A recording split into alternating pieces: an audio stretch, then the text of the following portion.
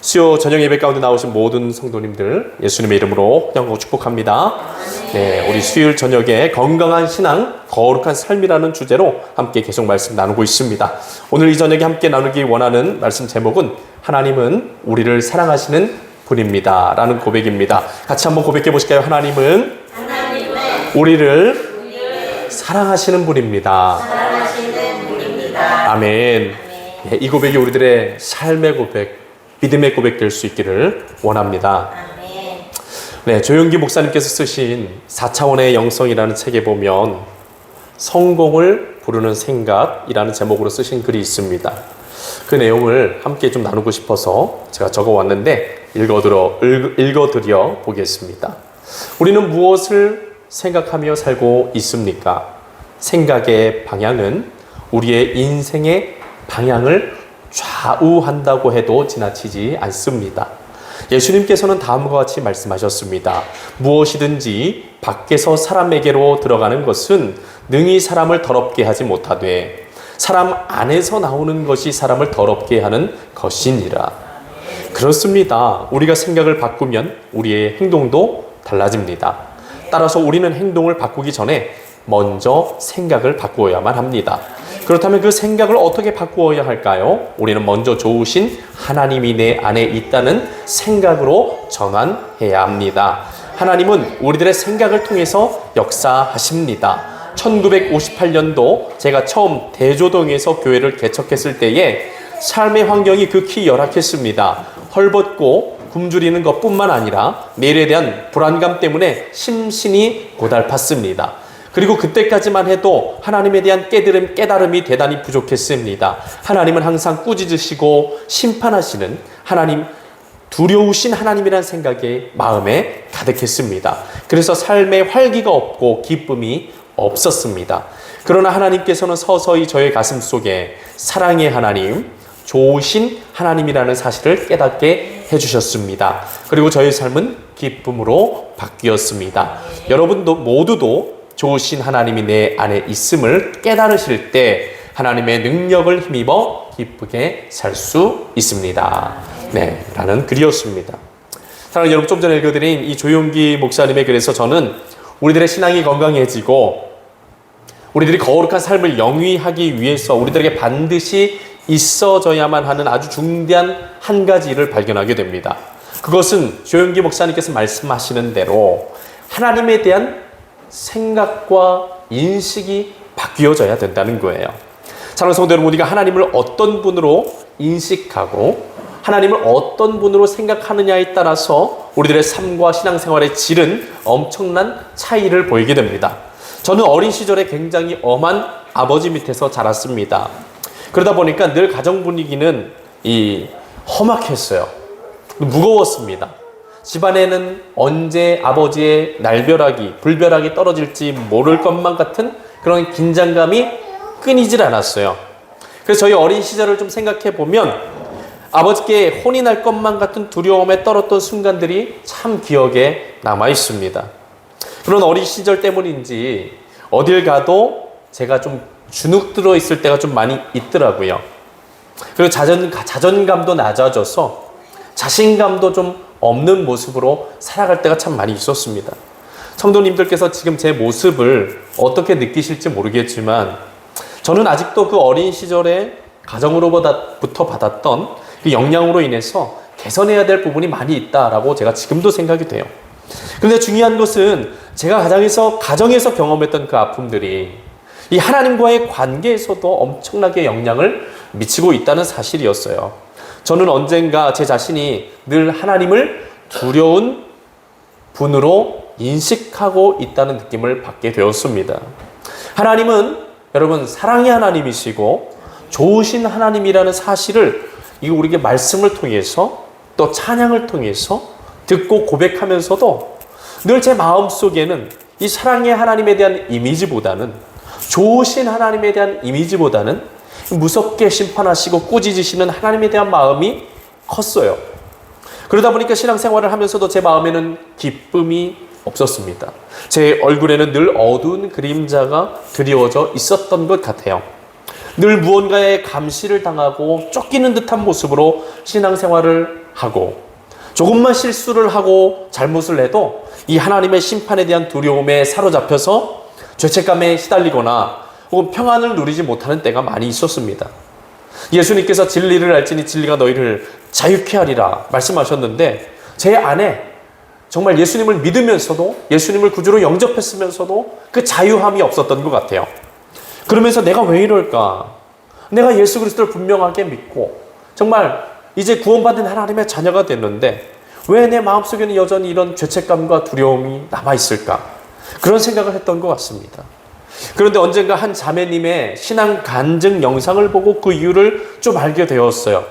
한 자매님께서 CBS 새롭게 하소서라는 프로그램에서 나오셔서 자신이 살아왔던 삶과 신앙에 대해 이야기를 하시는데 저와 굉장히 비슷한 부분이 많이 있었습니다. 그 자매님도 저와 동일하게 엄하고 무서운 아버지 밑에서 많이 매맞고 자란 분이셨어요. 그렇게 자라다가 보니까 추후 신앙을 가지게 되셨을 때 하나님에 대하여 이 사랑과 따뜻함이라는 긍정적인 그런 감정보다는 두려움과 공포라는 이 부정적인 감정을 느끼게 되셨다고 해요. 그 자매님 역시도 저처럼 그래서 고민하면서 자신이 하나님에 대하여 왜 두려움과 공포감을 느끼는 그런 부정적인 감정을 느끼고 있는가에 대한 이유를 생각해 보니까 그녀가 하나님을 아버지라고 부르게 되는 그런 순간부터 마치도 하나님이 자신에게 이 엄하게 자신을 대했던 그 아버지와 같은 그 육신의 아버지의 모습이 계속 생각났기 때문에 그랬던 것 같다라는 그런 이야기를 했습니다.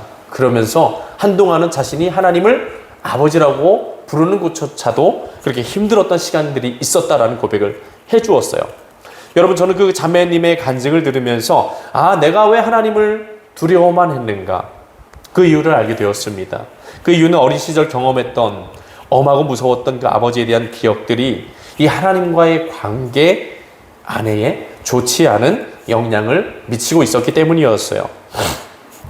여러분, 실제적으로 정신과 의사 선생님들이 의학적인 소견에 따르면 자신의 아버지와의 관계가 좋지 않았던 사람들은 아버지로부터 학대를 당했다거나 혹은 아버지의 폭력에 시달렸다거나 혹은 사랑을 받지 못했던 그런 사람들은 이 사회에 나가서 사람들과의 관계 속에서 큰 어려움을 겪는다고 하였습니다. 특히 권위 있는 사람들, 학교 선생님이나 직장 상사와 같은 이 권위자들과의 관계에서 큰 부담과 어려움을 느낀다고 해요. 그리고 한 기독교 상담가 선생님의 소견에 따르면 그러한 종류의 어려움은 대인 관계에서뿐만 아니라 하나님과의 관계에서도 이 부정적인 영향을 미칠 수 있다고 합니다. 여러분, 저는 이러한 이 소견들을 생각하면서 정말 하나님에 대한 나의 인식과 생각들이 참 중요하구나라는 그런 생각을 하게 됐습니다. 그리고 우리들의 하나님을 향한 우리의 삶의 어떤 이 시선과 그 인식들이 새로워져야 되겠다라는 그 생각을 하게 됐어요. 저는 지금도 여전히 이 하나님을 정말 좋으신 하나님, 또 은혜의 하나님, 자비의 하나님, 얼마나 하나님이 좋은 말들이 많습니까? 좋은 면들이 많이 있습니까? 근데 그런 하나님의 좋은 면들은 보지 못하고 심판하시는 하나님에 대한 그런 하나님을 생각할 때가 너무나 많이 있는 것 같아요. 그런데 제가 정말 감사한 것은 하나님께서는 그렇게 하나님의 이런 면만 보는 저에게 늘 따뜻한 모습으로 다가와 주셨다라는 것입니다. 언젠가 제가 신앙생활을 하면서도 이 술과 담배를 끊지 못해서 굉장히 힘들어 했었던 때가 있었어요. 하나님 앞에 목회적인 소명을 받았는데 그럼에도 불구하고 이 술과 담배가 끊어지지 않아서 굉장히 어려웠던 때가 있었습니다. 아무리 끊으려고 해도 잘 되질 않는 거예요.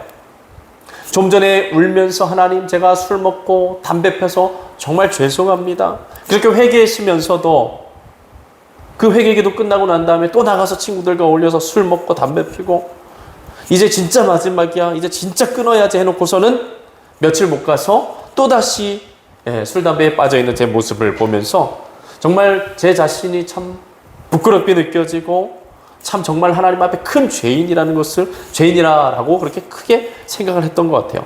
그런데 그런 시간 속에서 하나님은 늘 저에게 다가오셔서 먼저 말 걸어 주시면서 위로해 주셨습니다. 먼저 따뜻한 은혜의 손길을 내밀어 주셨어요. 그리고 중요한 것은 하나님께서는 제가 그런 지경에 있었음에도 불구하고 한 번도 저를 정죄하거나 저를 외면하지 아니하셨다라는 겁니다. 주님은 언제나 저에게 재훈아, 내가 널 사랑한단다 라고 동일한 고백으로 저를 찾아와 주셨습니다. 오늘 제가 이 자리에 서 있을 수 있는 가장 큰 이유는 바로 그 예수님의 사랑 때문이에요. 나는 하나님 앞에 이렇게도 변하고 저렇게도 변하고 이랬다가 저랬다가 왔다 갔다 하지만 주님은 한결같이 저를 사랑으로 대해주셨습니다.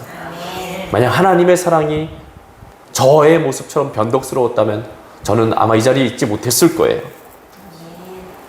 그리고 또 때로는 하나님께서 말씀으로 저를 붙들어 주시기도 하셨는데 저를 붙들어 주셨던 그런 말씀들 한번 좀 읽어드려 보면 이사야서 41장 10절 말씀을 통해서 주님이 저에게 말씀해 주셨습니다. 두려워하지 말라. 내가 너와 함께함이라. 놀라지 말라. 나는 내 하나님이 됨이라. 내가 너를 굳세게 하리라. 참으로 너를 도와주리라. 참으로 나의 의로운 오른손으로 너를 붙들리라. 아멘. 네, 이 말씀 언제 주셨냐면요, 제가 아내와 결혼을 해야 되는데 통장을 보니까 통장에 돈이 하나도 없는 거예요. 그때 전도사 생활할 때였거든요. 전도사 사례비를 100만 원 받았는데 학교 다니고 이러다 보니까는 이 통장에 돈이 없는 거예요. 그래서 참 한숨을 쉬면서 하나님, 제가 이래갖고 어떻게 이 여자친구랑 교제를 해서 나중에 결혼을 하겠습니까? 그런데 하나님이 이 말씀을 주셨어요. 네, 그리고 하나님께서 정말 하나님의 능력의 오른손으로 저를 도우시는 은혜 가운데 제가 저희 아내와 결혼에 성공하였습니다. 네, 하나님의 귀한 은혜였어요. 또 언젠가 제가 낙심하여 마음이 무너져 있을 때 하나님이 이런 말씀을 주셨습니다. 예레미야 29장 11절의 말씀. 여호와의 말씀이니라. 너희를 향한 나의 생각을 내가 아나니 평안이요 재앙이 아니니라. 너희에게 미래와 희망을 주는 것이니라. 아멘. 네, 이런 말씀도 하나님이 주셔서 저를 굉장히 위로해 주시고 참 마음이 어려웠던 순간들 속에 위로해 주셨던 그런 경험들이 있습니다. 중요한 것은 이러한 하나님을 만나고 제가 삶 속에서 경험하게 되면서부터 참 제 삶에 많은 변화들이 찾아왔던 것 같습니다. 술, 담배도 자연스럽게 끊어졌습니다. 제가 끊으려 하지 않았어요. 끊어지더라고요. 그리고 하나님 안에서 제 자신의 삶의 자리에 또 제 마음과 영혼에 스며들어 있었던 죄악의 쓴뿌리들을 하나하나 주님이 뽑아주셨다는 겁니다. 죄의 쓴뿌리들이 하나하나 뽑혀져 나가니까 제 마음에 안식이 찾아오고 평안이 찾아오고 기쁨과 감사들이 찾아오기 시작했어요. 정말 영혼이 깃털처럼 가벼워지는 그런 경험을 했습니다. 사랑하는 여러분, 말씀드리고자 하는 바는 우리들의 삶과 신앙이 건강해지려면 내가 오늘 하나님에 대하여 어떤 분으로 인식하며 또 어떤 하나님을 경험하며 살아가느냐에 대한 문제가 너무나도 중요하다는 겁니다. 우리가 아무리 열심히 신앙생활을 해도 하나님에 대한 인식이, 생각이 올바르지 못하고 잘못되면, 비뚤어진 생각을 가지고 있으면 절대로 건강한 신앙생활을 할 수가 없다는 거예요.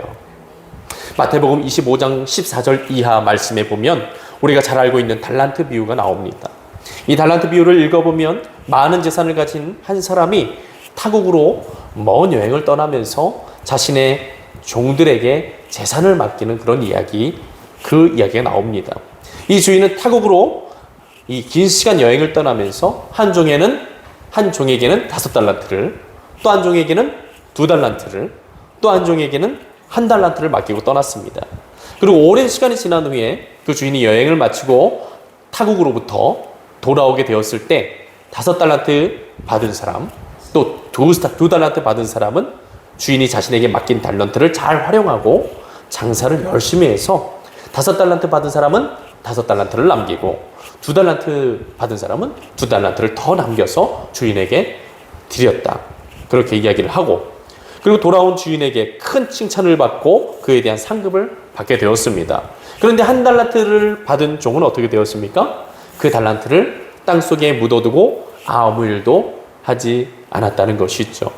주인이 돌아와서 그 한 달란트 받은 종을 책망하면서 왜 너는 달란트를 묻어두고 아무 일도 하지 않았느냐라고 물었을 때 그 한 달란트 받은 종이 자신의 주인에게 이렇게 이야기했다고 합니다. 당신은 굳은 사람이라 심지 않은 데서 거두고 해치지 않은 데서 모으는 줄을 내가 알았으므로 두려워하여 나가서 당신의 달란트를 땅에 감추어 두었었나이다. 아멘. 여러분, 이 한 달란트 받은 종은 자신의 주인에게 받은 달란트, 그 한 달란트를 땅에 묻어 놓았다라고 이야기하는데 그 묻어 놓은 이유가 무엇 때문이라고 이야기하는 거예요? 그가 한 이야기는 자신의 주인이 굳은 사람이었기 때문에 자신이 그렇게 했다라고 이야기를 하는 거예요. 이 한 달란트 받은 종이 이야기하는 굳은 사람이란 어떤 사람을 이야기하는 것입니까?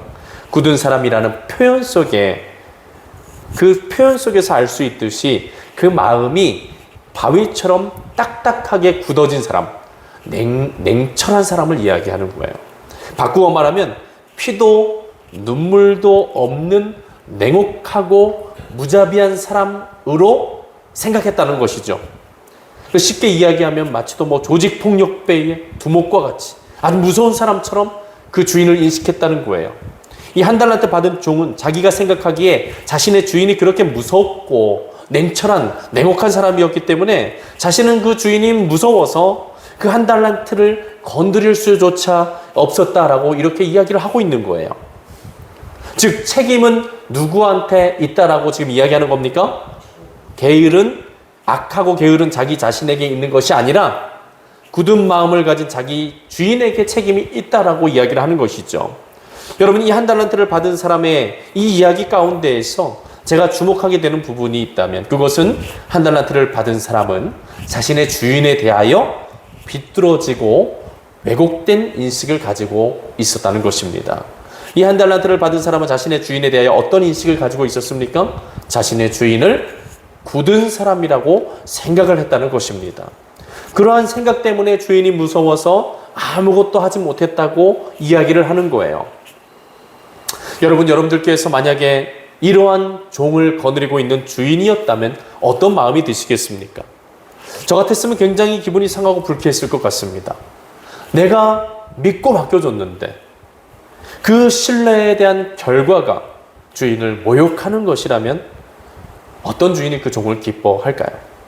물론 이 한 달란트를 받은 종의 이 이야기는 자신의 잘못을 회피하기 위해서 늘어놓은 핑계일 수도 있었겠지만 분명한 것은 이 한 달란트를 받은 종은 자신의 주인에 대하여 올바른 인식을 가지고 있지 못했다는 것이고 그로 인해서 주인이 자신을 믿고 한 달란트라는 큰 재산을 맡겼음에도 불구하고 그러한 어리석은 행동을 하게 되었다는 것입니다.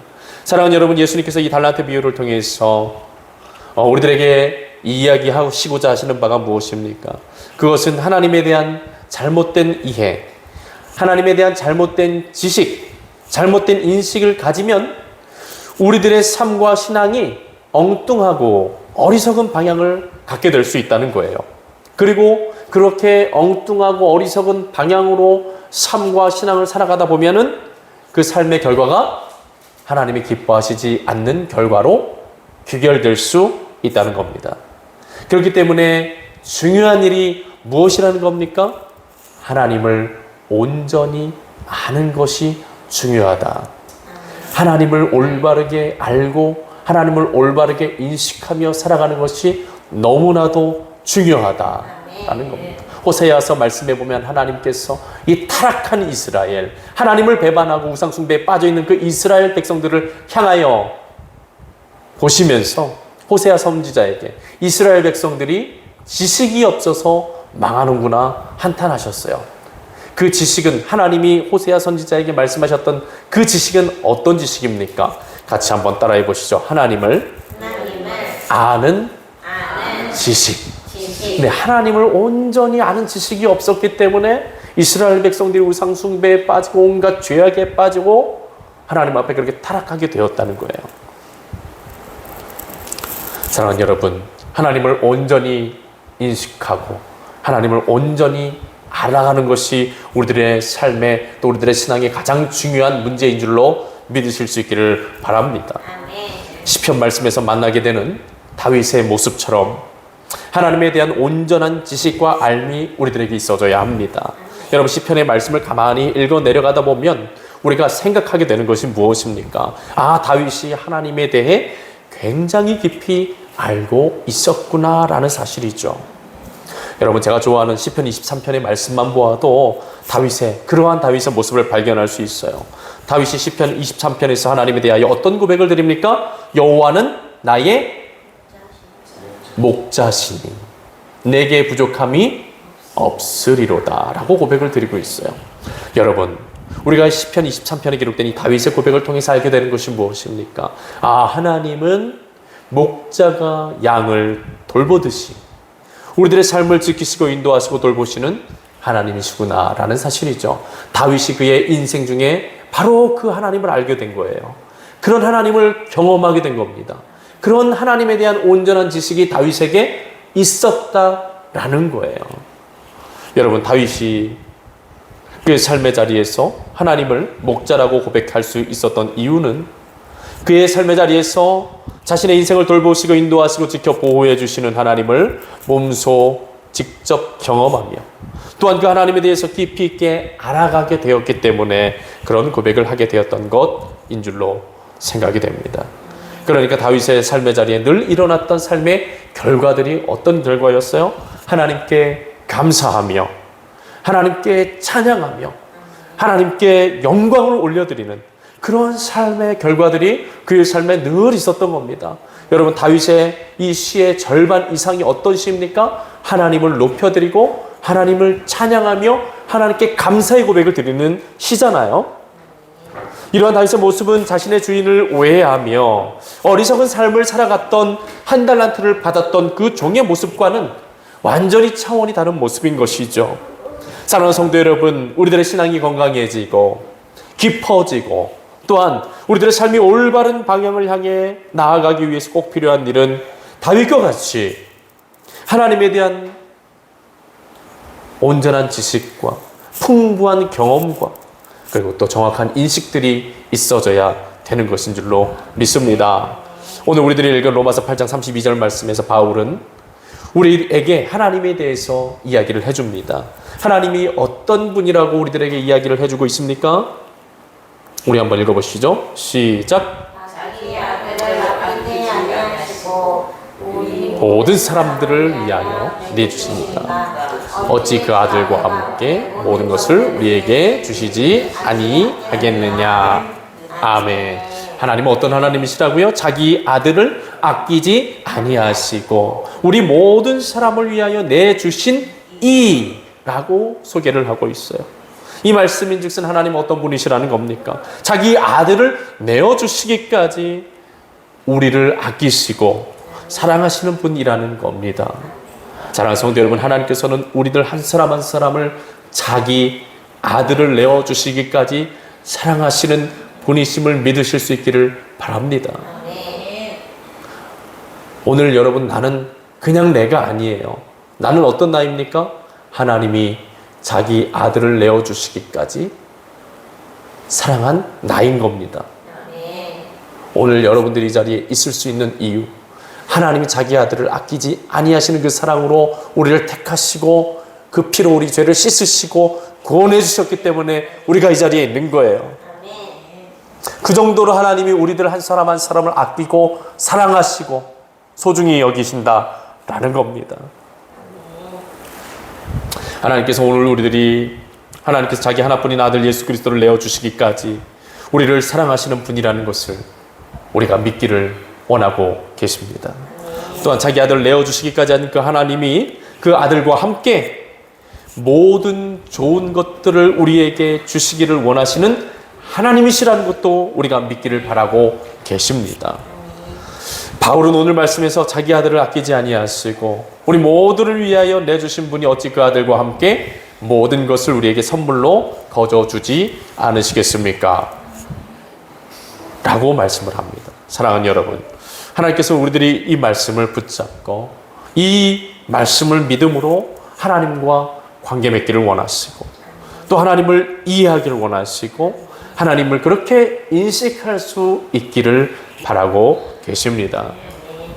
즉 하나님께서는 우리들이 하나님에 대해서 생각할 때 우리를 사랑하시는, 우리를 자기 아들을 내어주시기까지 사랑하시는 그 하나님으로 인식하고 살아가길 바라신다는 겁니다. 이 말은 즉 하나님께서 오늘 우리들이 가지고 있는 하나님에 대한 모든 잘못된 인식과 그릇된 지식을 버리고 오늘 말씀을 통해서 증거되는 하나님에 대한 이 지식을 우리들이 가지면서 살아가기를 원하신다는 거예요. 여러분 왜 그렇게 되기를 원하십니까? 그렇게 해야 하나님을 오해하지 않을 수가 있고, 하나님을 오해하지 않을 때에 비로소 하나님과의 온전한 관계가 틀어지지 아니하며 좋은 방향으로 나아갈 수 있게 되기 때문입니다. 사랑하는 여러분, 뱀이 에덴 동산에 있는 하와를 찾아와서 그를 죄악 가운데 떨어지게 만들 때 가장 먼저 했던 것이 뭡니까? 하나님을 의심하게 만들었던 거예요.